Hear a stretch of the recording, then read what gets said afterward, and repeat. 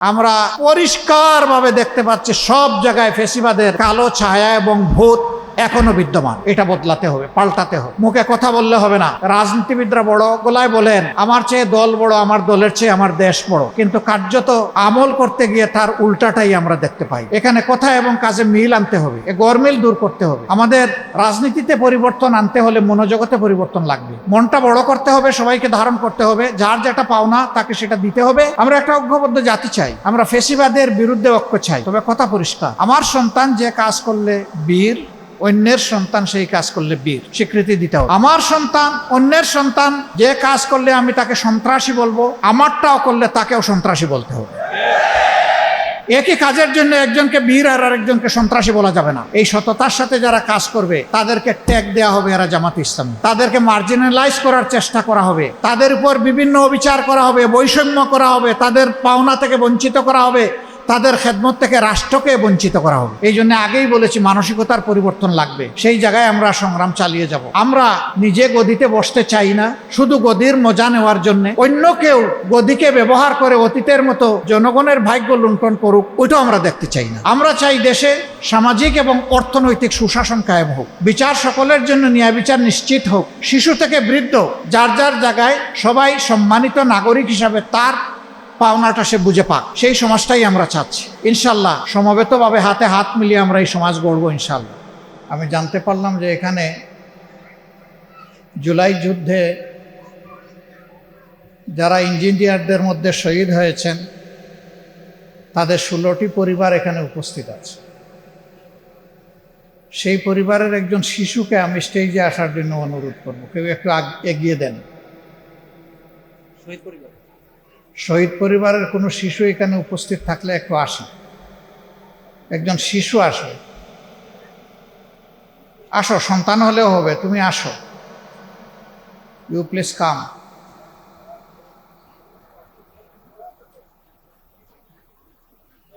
ঠিক আছে, দুইজন একটু স্টেজে আসো।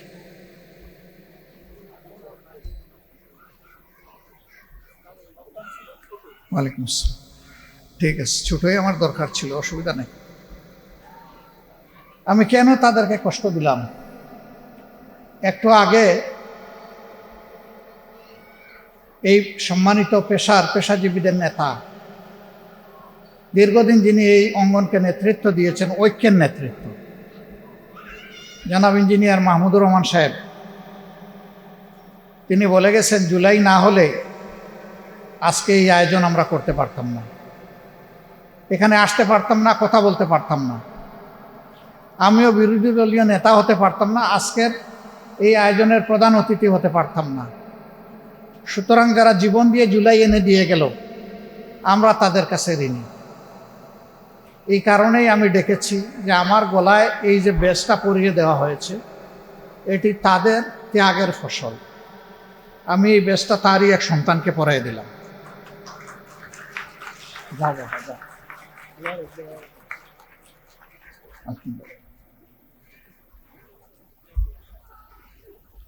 তাদের কাছে আমরা চিরঋণী। এ ঋণ পরিশোধ করার শক্তি আমাদের নেই, কিন্তু তাদেরকে সম্মান করার দায়িত্ব আমাদের। সম্মানিত প্রকৌশলীবৃন্দ এবং স্থপতিবৃন্দ, বাংলাদেশটা আমাদের সবার। এই জন্যেই 24-এর আন্দোলনে সকল পেশা, সকল মত পথের মানুষ একই মোহনায় মিলিত হয়ে গিয়েছিলেন। এখানে বয়স বাধা মানে নাই, এখানে ধর্ম বাধা মানে নাই, এখানে দল বাধা মানে নাই। যারাই মজলুম তারা আমরা সবাই একত্রিত হয়ে গিয়েছিলাম। আমাদের এই ঐক্যের কাছে ফেসিবাদ পরাজয় মানতে বাধ্য হয়েছিল। আল্লাহ তাআলার রহমত নেমে এসেছিল ঐক্যের কারণে। এর আগে 2009 সাল থেকে শুরু করে আমরা 23 সাল পর্যন্ত আন্দোলন করেছি। 24-এ ছাত্রদের এই আন্দোলনের আগে কোনো রাজনৈতিক দলের আন্দোলন হয়নি। 24 জানুয়ারি 7 তারিখ নির্বাচন হয়ে যাওয়ার পরে সবাই চুপচাপ হয়ে গিয়েছিলেন। জেলে ছিলাম, একা নই। যেমন আমাদের দলের নেতৃবৃন্দ ছিলেন তেমন বর্তমান সরকারি দলের অনেক সিনিয়র নেতৃবৃন্দ ছিলেন, একসাথে ছিলাম। 7 তারিখের ভোট হয়ে যাওয়ার পরে মলিন মুখ নিয়ে সবাই আমার রুমে আসলেন। সবাইকে বসালাম, তৌফিক অনুযায়ী জেলের ভিতরে যে মেহমানদারি করা যায় সেটা করলাম। তারপরে বললাম যে আপনারা কি ভাবছেন। তাদের বক্তব্য ছিল সহজে কিছু হবে না, 2041 সালকে সামনে রেখে আমাদেরকে পরিকল্পনা নিতে হবে, কৌশল নির্ধারণ করতে হবে। বললাম কেন, এর আগে নয় কেন? বললেন কোনো লক্ষণ দেখছি না। দফায় দফায় অনেক আন্দোলন করেছি, রক্ত দিয়েছি, জীবন দিয়েছি, আয়নাগরের সঙ্গী হয়েছি। তখন আয়নাগর ছিল না, গুমের কথা বলেছেন। আয়নাগর শব্দটা পরে আবিষ্কার হয়েছে। যে আমরা এগুলা সব কিছুর পরে আমরা ব্যর্থ হয়েছি। আমরা ফেসিবাদকে সরাতে পারিনি, হটাতে পারিনি। আর ওরা 41 সালের কথা বারবার বলছে, তারা সম্ভবত সেইটাই ধরে রাখবে। আমি বলেছিলাম আশাবাদী হন, আল্লাহর রহমত কখন কিভাবে নেমে আসে আল্লাহ তাআলাই ভালো জানেন। আমার কথায় দেখলাম কেউ আস্থা আনলো না, খুশি হলো না, তাদের এক্সপ্রেশনে কোনো পরিবর্তনও দেখলাম না। এই লোকেরাই যখন 5 তারিখের ঘটনা ঘটলো তখন কেউ কেউ পাশাপাশি বসেছে। একজন জিজ্ঞেস করলেন কি হলো? আমি বললাম আপনিই বলেন কি হলো। বলে দিস ইজ মিরাকল। এইটাই আল্লাহর প্রতিশ্রুতি বাস্তবায়ন এবং মজলুমদের জন্য আল্লাহ তাআলার পক্ষ থেকে সাহায্য উপহার। আসলে আমাদের কারো আন্দোলনে কিছু হয়নি, আল্লাহ তাআলার রহমতের ফলেই হয়েছে, এটা প্রথমে স্বীকার করতে হবে। 2 নম্বর হচ্ছে অবশ্যই আল্লাহ তাআলা সেই জাতিরই ভাগ্যের পরিবর্তন করে দেন যে জাতি নিজের ভাগ্যের পরিবর্তনের চেষ্টা করে। এটা কোরআনের আয়াত, আমরা সবাই জানি। এখানে যদি যুব সমাজ জেগে না উঠত, and do it or die, এই কর্মসূচিতে না যেত, আর আমরা যদি সবাই মিলে তাদের পাশে না দাঁড়াতাম, তাহলে এই আন্দোলন শুধু নিশ্চিহ্ন হতো না, এই ছেলে মেয়েগুলা নিশ্চিহ্ন হয়ে যেত। আল্লাহ তাআলা রক্ষা করেছেন। জাস্ট 2 তারিখ দিবাগত রাত্রের একটা অভিজ্ঞতা বলি। 3:30টার সময় একটা ফোন রিসিভ করলাম। দেখলাম যে এখানে যার ফোন রিসিভ করলাম মনে হলো তার আশেপাশে আরও কিছু লোক আছে। আমি কোনো কিছু জিজ্ঞেস করার আগে জিজ্ঞেস করলাম তোমরা এখানে কয়জন? বলল অল টুগেদার আমরা 12 জন। আমি একটু বিরক্ত হলাম, ধমক দিলাম যে এই ধরনের ঝুঁকিপূর্ণ সময়ে তোমাদের 12 জনকে এক জায়গায় থাকতে বলছে কে? খুব করুণ সুরে ছেলেটা আমাকে বলল আমাদেরকে আশ্রয় দিবে কে? একথা বলে সে কেঁদে দিল যে কে এই সময় আমাদেরকে আশ্রয় দিবে। মুহূর্তটা কেমন ছিল চিন্তা করেন। তারপরে আল্লাহ তাআলার সাহায্যে খুব দ্রুত পদক্ষেপ নিয়ে তাদেরকে 3 ভাগে ভাগ করে আমরা 3 জায়গায় পাঠানোর চেষ্টা করলাম। এরা মৃত্যুর প্রহরগণ ছিল, যে কোনো সময় তাদেরকে তুলে নিয়ে শেষ করে দেওয়া হবে। এটা 2 তারিখ, আগস্টের 2 তারিখ দিবাগত রাতের 3:30টার চিত্র। আল্লাহু আকবার। পরের দিন 3 তারিখ সেনাবাহিনীর সিনিয়র লোকদেরকে নিয়ে সেনাপ্রধান বসলেন। এই পরিস্থিতিতে আপনাদের কি পরামর্শ? আমরা যতটুকু জানতে পেরেছি ওখান থেকে জনপ্রত্যাশার আলোকে পরামর্শ প্রথমে আসে নাই। তারপরে তিনি নিয়ে বসলেন মিড লেভেল এবং জুনিয়র কমান্ডে যারা আছেন, তারা পরিষ্কার জানিয়ে দিল জনগণের বুকে আর আমরা গুলি চালাবো না। আশ্বস্ত হয়ে গেলাম যে ফায়সালা আল্লাহ তাআলার পক্ষ থেকে হয়তোবা হয়ে যাবে। বেপরোয়া সরকার 2 দিন পুরাপুরি ইন্টারনেট বন্ধ করে দিয়ে কিলিং মিশনে লিপ্ত হলো। এই কিলিং কারা করেছে আমরা সবাই জানি। শত শত মায়ের বুক খালি করলো, আমাদের বোনদেরকে বিধবা বানালো, সন্তানদেরকে এতিম বানালো। পাষাণ হৃদয় ডাইনি সেদিন নির্দেশ দিয়ে দিয়ে এই কাজগুলা করেছিল। কিন্তু আল্লাহর রহমত,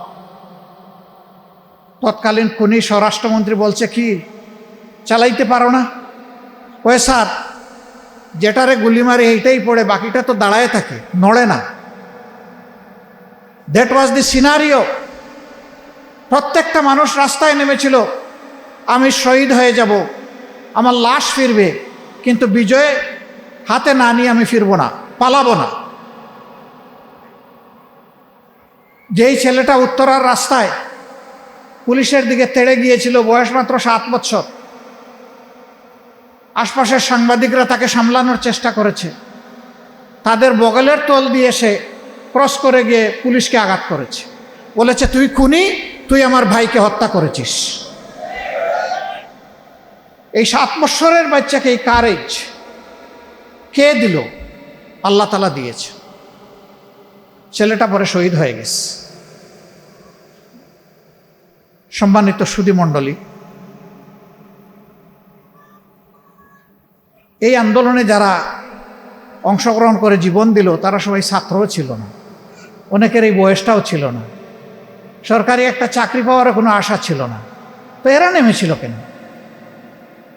যাদের কোটার জন্য আন্দোলন শুরু করেছিল তাদের না হয় একটা কথা আছে যে তাদের অধিকারের জন্য, সার্ভিসে ঢোকার জন্য, তাদের অধিকারের জন্য লড়াই করেছে, কিন্তু বাকিরা? এই আন্দোলনে আমরা চেষ্টা করেছি গড়ে গড়ে যাওয়ার।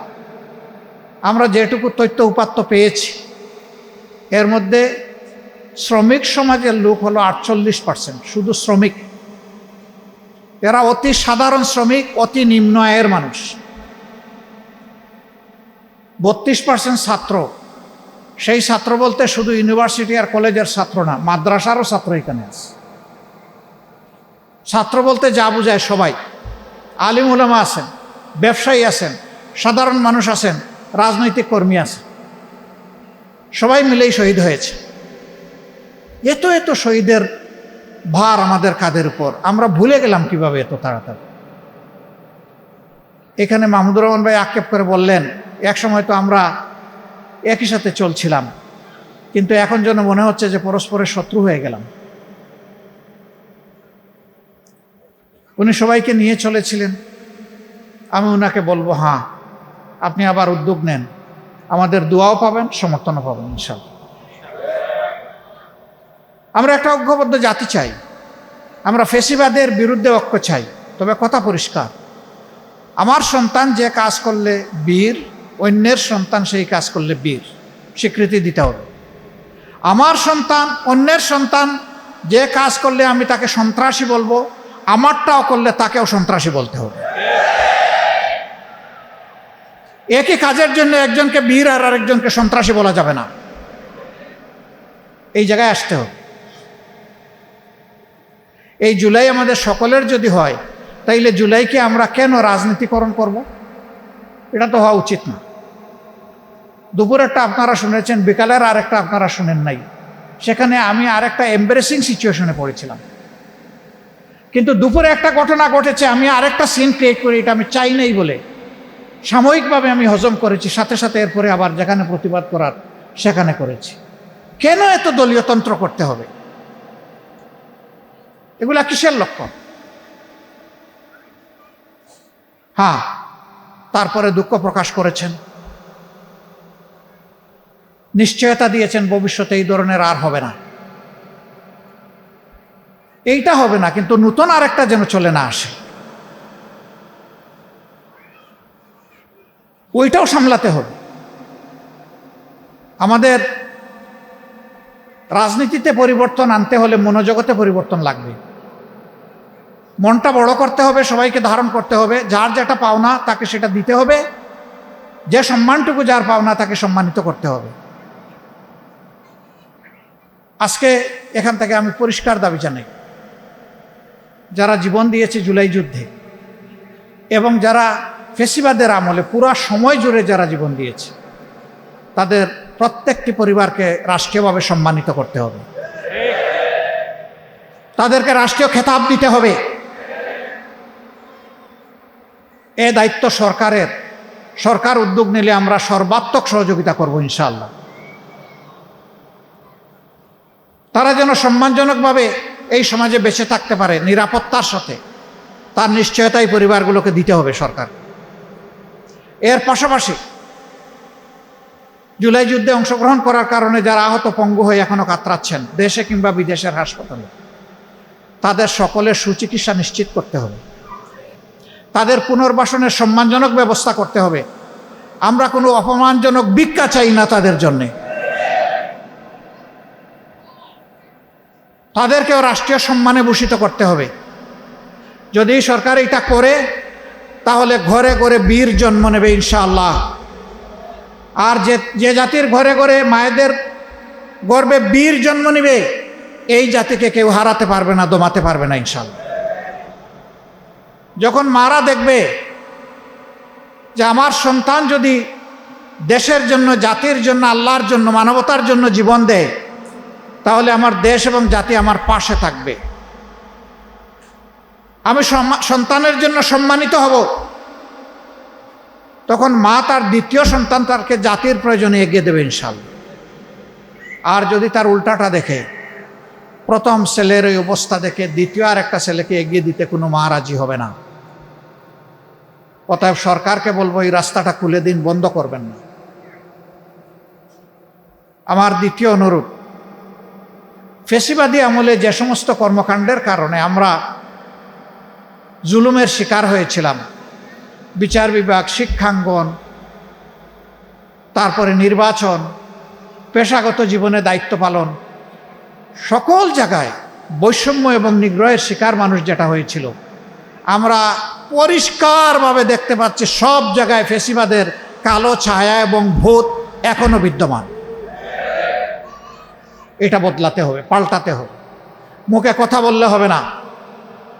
আমি আজকেও বিকালের এই সমাবেশে বলেছি, রাজনীতিবিদরা বড় গলায় বলেন আমার চেয়ে দল বড়, আমার দলের চেয়ে আমার দেশ বড়, কিন্তু কার্যত আমল করতে গিয়ে তার উল্টাটাই আমরা দেখতে পাই।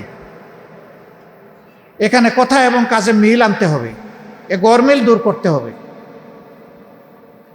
আপনারা যারা এসেছেন, দেশের ৭২ ভাগ বাজেট খরচ হয় আপনাদের হাত দিয়ে। ট্রেজারির প্রত্যেকটা টাকা জনগণের টাকা, ট্যাক্সের টাকা, আভ্যন্তরীণ উৎস থেকে ঋণ করা টাকা, বৈদেশিক উৎস থেকে ঋণ করার টাকা এবং বৈদেশিক অনুদান, এগুলা দিয়েই আমাদের ট্রেজারি। সুতরাং প্রত্যেকটা টাকা জনগণের।